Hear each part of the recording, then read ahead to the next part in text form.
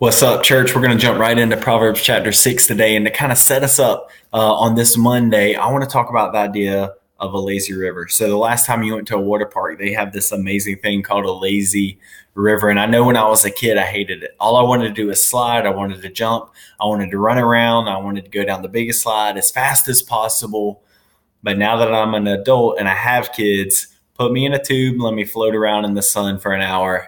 That's exactly what I want to do. But the truth is, sometimes in life we get stuck on a lazy river, and that's never going to end well. And so, what I mean by that is, we get in these routines and we get complacent and we just kind of settle into the flow of things. But the truth is, and I think we see this in Proverbs, that the flow of life is never going to lead us to a better place. Let me say that again. If we're complacently stuck in just the flow of life, we're not getting better. So I want to look at spiritual goals, financial goals, and personal goals. In those three categories, are you floating along on a lazy river? Are you living on purpose? Look at Proverbs chapter 6, verse 10. It speaks directly to this. It says, a little sleep, a little slumber, a little folding of the hands to rest, and poverty will come upon you like a robber and won't like an armed man. Usually when we think about this idea of being lazy, we think about somebody that just kind of lays around all day.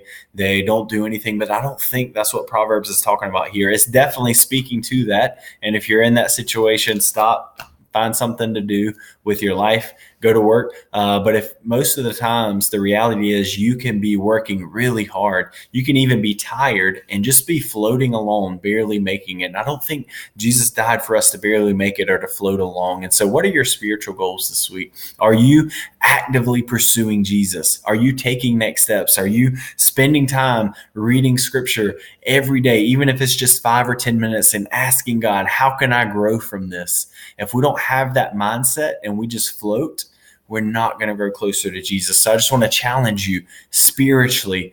Are you living on purpose? And then financially, the truth is, if we're not on a budget and we're not tithing, we're never going to have enough. I see that all through scripture, and it's a challenge to me, a reminder to constantly live on a budget, to tell my money where to go, and to start each month by giving 10% back to the church. And if we don't do those two things, if we're not disciplined and purposefully spending our money on budget and giving 10% to God, we're not going to have enough. And then, personally or physically, are we taking care of our body? A couple of months ago, I had a physical and my blood pressure numbers and my cholesterol numbers were high. And I was sick of it. And I realized that was happening because I was just floating. I was complacent, eating junk. I love to have some ice cream every night. I know, as crazy as that sounds, but the reality is I want to be here in 20 years to see my girls get married. I want to be here in 30 years or 40 years to see my grandkids.